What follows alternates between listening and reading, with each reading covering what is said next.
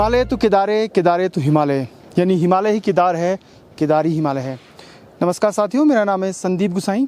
Kedarnath series में आपका स्वागत है। आप सभी जानते हैं कि चारधाम यात्रा जब खुलती है तो देश विदेश के श्रद्धालु केदारनाथ धाम के दर्शनों के लिए पहुंचते हैं।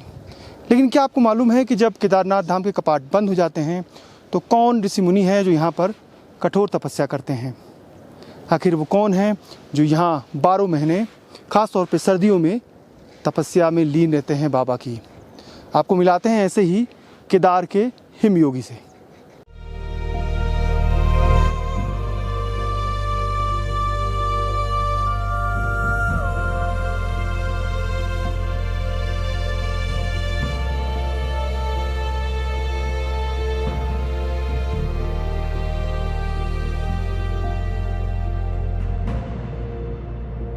केदारनाथ में एक हिमयोगी ऐसे भी हैं जो कपाट बंद होने के बाद यहाँ पर तपस्या में लीन होते हैं, लीन रहते हैं। नाम है उनका ललित दास जी महाराज। उनकी कहानी उन्हीं की जुबानी। महाराज जी कब से यहाँ आना हुआ और कैसे यहाँ हिम साधना, क्योंकि आसान नहीं है केदारनाथ धाम में हिम साधना करना जब बर्फ़ से पूरी केदारपुरी ढक जाती है। बाबा केदार के धाम में आप सभी का सहृदय स्वागत है। तो सर्वप्रथम वर्ष 2008 में जब हम अध्ययनरत थे तो तब बाबा केदार के धाम में आना हुआ, जिसमें हमको केवल 4 दिन रहने का अवसर मिला। और जाने के बाद शरीर तो गया लेकिन मन केवल बाबा केदार के धाम में ही रह गया था। जब दोबारा आए तो हम 4 महीने यहाँ पर भगवान ने रखा, और जब तीसरी बार हम आए तो फिर जाने का मन ही नहीं हुआ। हम संन्यास लेने भी यहाँ पर नहीं आए थे, केवल उस परमात्मा को जानने और साधना करने आए थे। ये हमारे हृदय का विचार आपके सामने रख रहे हैं। और हमें बचपन में जब योग साधना सिखाई गई थी साधकों के द्वारा, ये प्रेरणा दी गई थी, तो उन्होंने हमें कहा था कि साधक कैसा हो। तो उन्होंने हमसे कहा कि साधक ऐसा हो कि यदि बर्फीली हवाएं चल रही हों, शरीर पर वस्त्र ना हो तो उसका मन विचलित ना हो। जब बर्फीली हवाएं शरीर पर उड़ने तक भी वस्त्र यदि साधक के पास नहीं है, अन्य गर्म जल और दूसरे संसाधनों की तो हम कल्पना भी नहीं कर सकते। तो हमारा एक ही विचार होता था कि साधक ऐसा ही हो, और हिमालय में जाने के लिए तो साधक को इस तरह से मजबूत होना बहुत अनिवार्य है। और साथ में यह भी है कि हिमालय में विभिन्न प्रकार की औषधियाँ हैं जो आपके मन को भी प्रभावित करती हैं, शरीर को मजबूत और अनुकूल तो बनाती ही हैं। ऐसे और मंत्र का भी हमारे यहाँ संस्कृति में बड़ा महत्व है और जो प्रभावशाली है। लेकिन महाराज जी, हमने देखा कि मैं भी जनवरी के महीने में आया हूँ, पानी जम जाता है, उस समय हाड़ कपाने वाली -15-20 डिग्री सेल्सियस तापमान होता है। ये आप सही कह रहे हैं कि जब महात्मा गुफाओं में, कंदराओं में, हिमालयों में साधना करते हैं तो उनका शरीर उसके वातावरण के अनुसार ढल जाता है। फिर भी चुनौतियाँ तो होती हैं, बर्फीली हवाएँ हैं, आप अकेले रह रहे हैं, कोई नहीं है आसपास, कभी वही भालू भी आते रहते हैं सर्दियों में। तो भालू की जहाँ तक बात है, मैं जब गुफा में रहता था तो पहले बार मेरा रहना हो रहा था तो बाहर एक शीशा लगा हुआ था। संध्या काल में 5 बजे भालू आया तो मुझे लगा कि शायद दरवाजे से अंदर आएगा, लेकिन वो 2-3 परिक्रमा करके गया। तो हमारे यहाँ परिक्रमा का बड़ा महत्व है। पूजन के बाद परिक्रमा होना देवी देवताओं के मंदिरों के बाहर अनिवार्य होता है। तब से मेरा आत्मबल बढ़ा और उसके बाद से आज तक भालू कभी सामने नहीं आया। शीतकाल में रहते हैं, बहुत सारा राशन एक ट्रक हमेशा स्टोर में रहता है, कभी भी भालू ने नुकसान नहीं पहुंचाया। तो हमें यह समझ में आता है कि भालू भी इस धरती के ऊपर रहता है और प्रकृति से वो प्रभावित रहता है। यहाँ की औषधियाँ, यहाँ की जलवायु और भगवान का ये धाम, तो इस वाइब्रेशन से, इस वातावरण से, इस स्पंदन से वह भी प्रभावित है।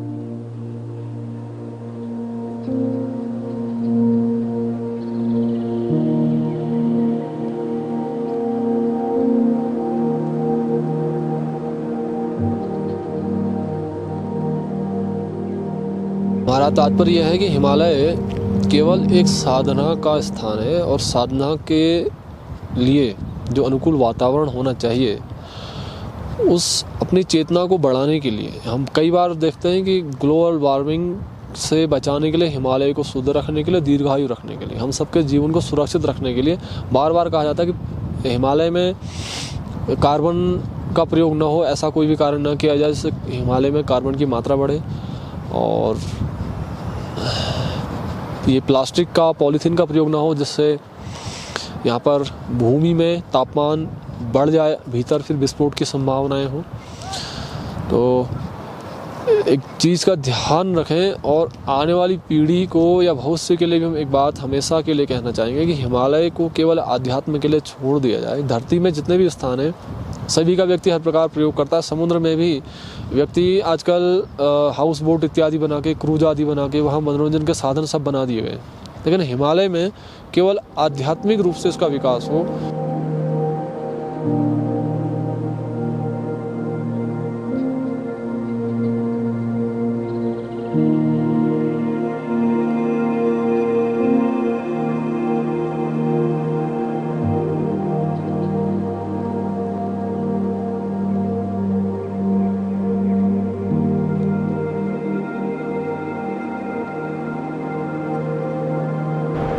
हिमालय में हम कैसे रह पाते हैं उस शीतकाल के वातावरण में? तो ये जो एक सन्यासी का जीवन है वो स्थूल शरीर पर निर्भर नहीं करता, क्योंकि इसका हम सीधे हम प्रमाण देख सकते हैं कि वो भौतिक सुविधाओं से प्रभावित नहीं होता, उसको भौतिक सुविधाओं की आवश्यकता नहीं पड़ती, कम पड़ती है।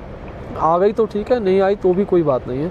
इसके पीछे क्या कारण है? क्योंकि वो सूक्ष्म शरीर में प्रवेश कर गया होता है। तो जब सूक्ष्म में साधक प्रवेश कर जाता है तो उसका जो स्थूल शरीर है वो सूक्ष्म विचारों से ही चलता है, उसी से वो निर्देशित होता रहता है।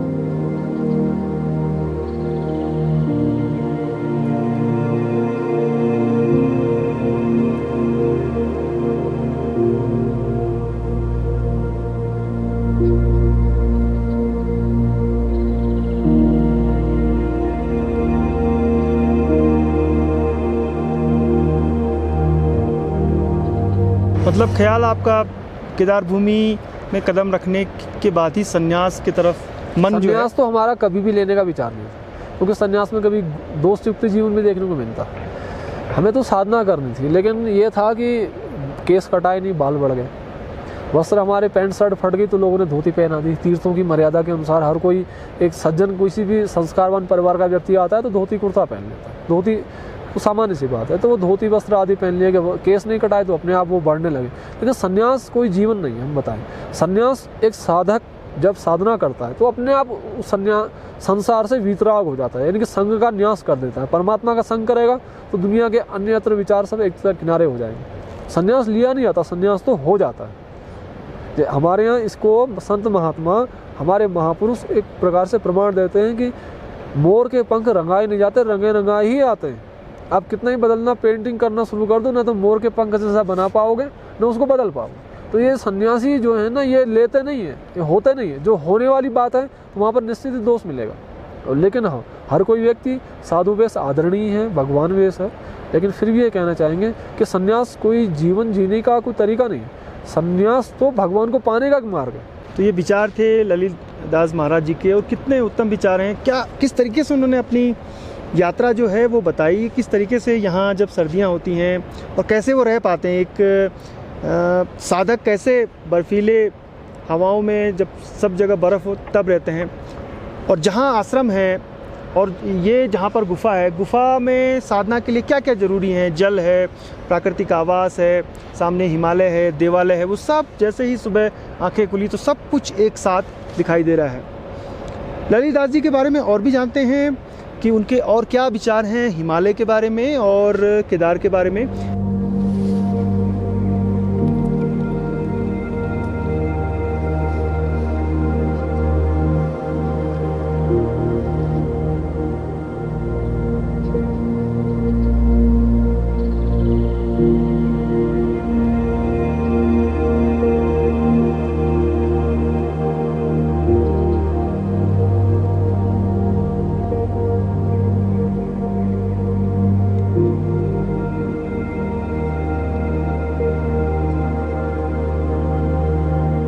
स्वामी जी से मेरा संपर्क 1 दशक पूर्व हुआ था। ये परम वितराग तपस्वी संत हैं। हमें काफ़ी प्रेरणा मिलती है स्वामी जी से, और काफ़ी कष्टकारी है, इसका भी संघर्षपूर्ण जीवन है यहाँ का शीतकाल का। जो 6 महीने काफ़ी, एक तो बर्फ़ काफ़ी रहती है, 25 से 30 फीट बर्फ़ रहती है, तो उसमें रहना तो काफ़ी संघर्षपूर्ण है। आप कितने समय से हैं केदारनाथ में और कितने समय रहते हैं? मैं केदारनाथ में एक दो महीने रहता हूँ बस, बाकी तुम बद्रीनाथ जी में रहता हूँ। कैसी दिनचर्या आपकी, महाराज जी की, ललित जी की? जैसे हमारी दिनचर्या सुबह 3:30 बजे से प्रारंभ हो जाती है। उसमें सबसे पहले स्नान, फिर ध्यान, फिर अपना जप, फिर हवन और पूजन।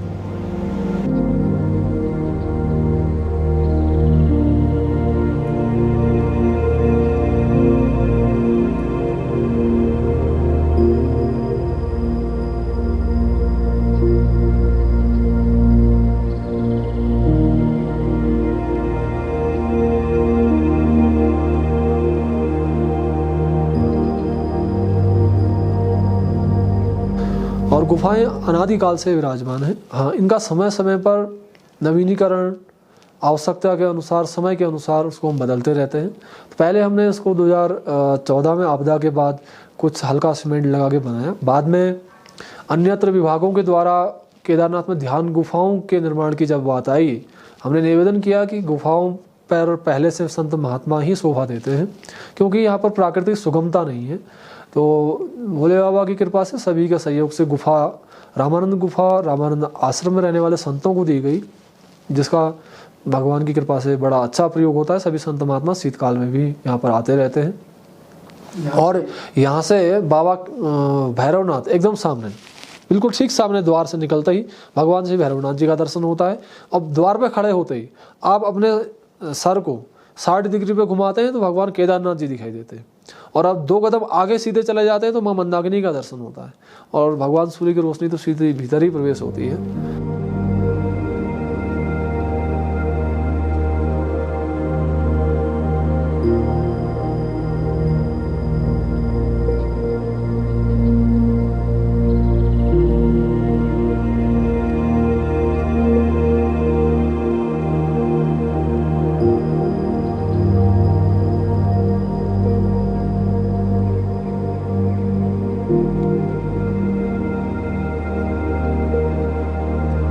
और गुफा एक साधना का उत्तम स्थान है।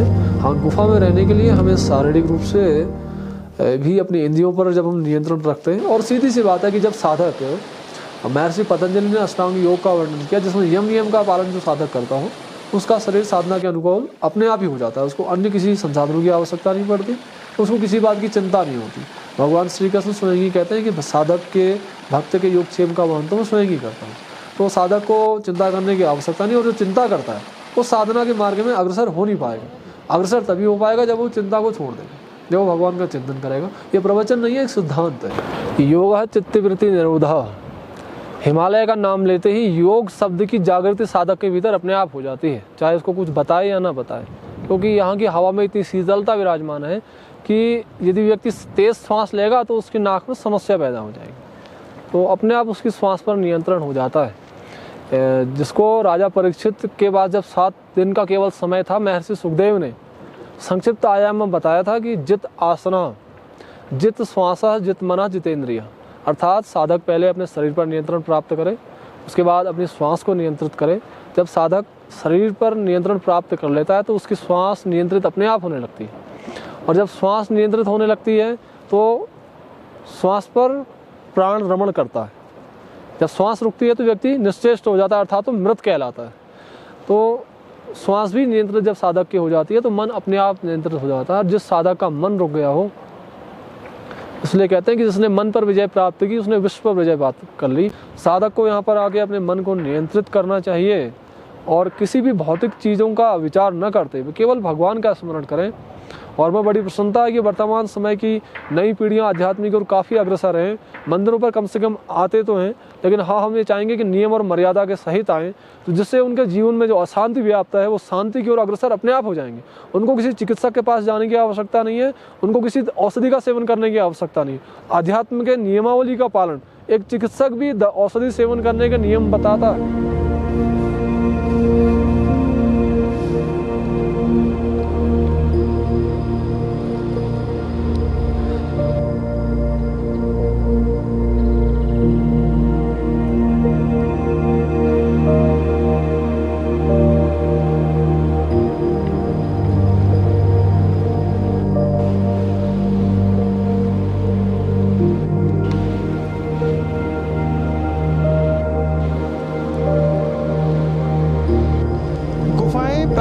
स्थल में प्रकृति की, हिमालय की आराधना साधना करने का सर्वोत्तम स्थान है। केदारपुरी में यूँ तो बहुत गुफाएं हैं, पहले भी रही हैं। योग साधना करने के लिए जो साधु महात्मा थे यहाँ पहले भी आते रहे हैं। पिछले कुछ सालों में यहाँ पर सरकार की तरफ से भी और ख़ास तौर पे जब प्रधानमंत्री नरेंद्र मोदी केदारनाथ आए तो उनके लिए एक ध्यान गुफा बनाई गई। लेकिन उससे भी पहले केदारपुरी में जो गरुड़ चट्टी है वहाँ से लेके और इस स्थान तक जहाँ से हम इस समय खड़े हैं जिस पहाड़ पे, वहाँ पर बहुत सारी गुफाएं आज भी हैं। और अगर आपको इन गुफाओं में रहना है तो आप GMBN में बुकिंग भी कर सकते हैं। GMBN इसकी बुकिंग खोलता है और इन गुफाओं में आप रात्रि विश्राम करके इस देवस्थान में आराधना कर सकते हैं। वाकई में बहुत सुकून मिलता है जब आपके पास आपने फ़ोन छोड़ दिया हो, लाइट नहीं हो, केवल आप शांति से भगवान केदार की आराधना कर रहे हो, तो वो पल हमेशा ज़िंदगी में एक नई स्फूर्ति और एक नई ऊर्जा का संचार आपके शरीर में, आपके मन में करता है।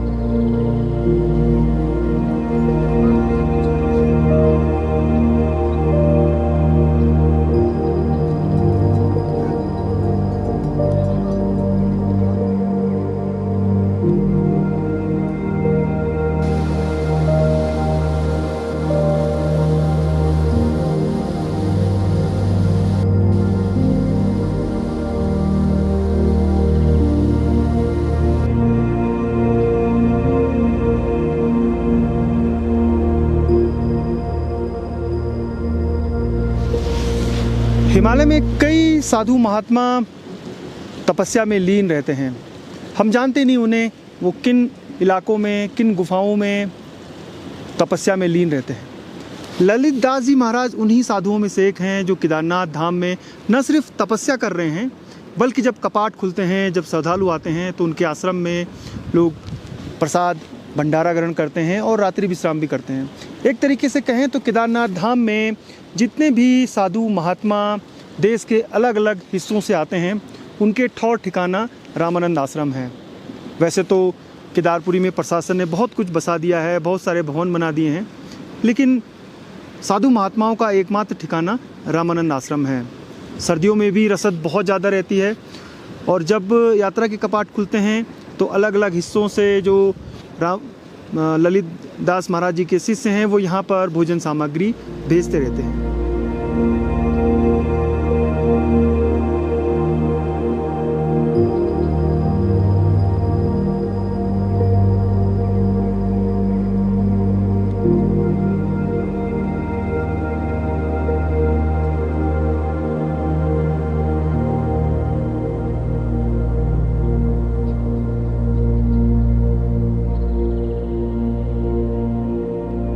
ये जो रास्ता आप देख रहे हैं ये जाता है वासुकीताल। केदारनाथ से वासुकीताल की दूरी है 8 किलोमीटर।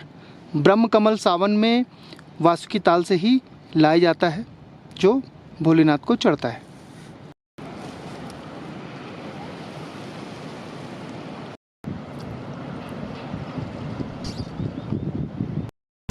रूरल टेल्स की तरफ से आप सभी को जो चारधाम यात्रा और केदारनाथ यात्रा की शुरुआत हो रही है, आपकी यात्रा मंगलमय हो। ललित दास महाराज जी की कहानी आपको कैसी लगी? वो वाकई में एक केदार के हिमयोगी हैं जो सर्दियों में भी अपना पूरी तपस्या यहाँ करते रहते हैं। जो विचार थे उनके केदारपुरी के बारे में, भारतीय संस्कृति के बारे में, हिमालय के बारे में, वो आपने सुने।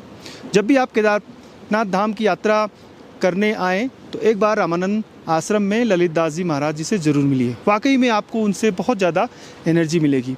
हमें भी उनसे बहुत कुछ सीखने को मिला, बहुत सारी चीज़ें उन्होंने बताई, अपने अनुभव बताए। रूरल टेल्स का सफ़र आगे भी जारी रहेगा। फिलहाल संदीप गुसाई को इजाज़त दीजिए। जय नंदा, जय हिमालय।